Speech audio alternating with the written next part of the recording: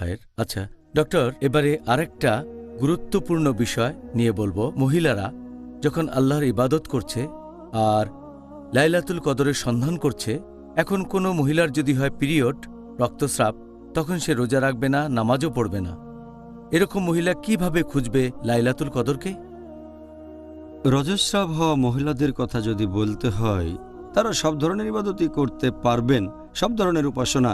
রজস্রাব হওয়ার সময় পারবেন না নামাজ পড়তে, রোজা রাখতে, কাবার চারপাশে প্রদক্ষিণ করতে আর ইতেকাফ করতে। ইবাদতের এই 4টা কাজ বাদে রজস্রাব হওয়া মহিলা সব ধরনের ইবাদত করতে পারবে। মহিলারা রমজানের শেষ 10 দিনে যেটা করতে পারে, যদি তখন রজস্রাব হয়, সেটা হচ্ছে সে অবশ্যই দোয়া করতে পারবে, প্রার্থনা করতে পারবে। আমাদের নবী বলেছেন, হাদিসটা আছে তিরমিজিতে 2370 নম্বর হাদিস, যে প্রার্থনা করা, দোয়া, এটা হচ্ছে শ্রেষ্ঠ ইবাদতগুলোর একটা। আর দোয়া একটা ইবাদত। আল্লাহর কাছে ক্ষমা প্রার্থনা করতে পারে, বলবে আস্তাগফিরুল্লাহ, আমি আল্লাহ তাআলার কাছে ক্ষমা চাচ্ছি। আর একটা হাদিসে হযরত আয়েশা রাদিয়াল্লাহু আনহা বলেছেন, এটার উল্লেখ আছে তিরমিজিতে, হাদিস নাম্বার 3512, যে হযরত আয়েশা রাদিয়াল্লাহু আনহা নবী সাল্লাল্লাহু আলাইহি সাল্লামকে জিজ্ঞেস করলেন যে যদি তিনি জানেন আজকের রাতে লাইলাতুল কদর, তাহলে তিনি কি করবেন?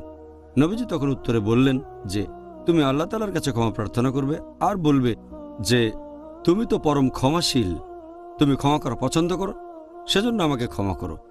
তাহলে আল্লাহর কাছে ক্ষমা প্রার্থনা করাটাও সেরা ইবাদতের মধ্যে পড়ে।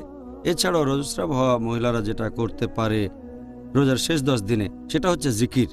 যেমন ধরেন সে সময় বলতে পারে সুবহানাল্লাহ আলহামদুলিল্লাহ ওয়া লা ইলাহা ইল্লাল্লাহ আল্লাহু আকবার, যার মানে সকল মহিমা আল্লাহর, সকল প্রশংসা আল্লাহর, আল্লাহ সুবহানাহু ওয়া তাআলা ব্যতীত আর কোনো উপাস্য নেই এবং আল্লাহ সর্বশক্তিমান।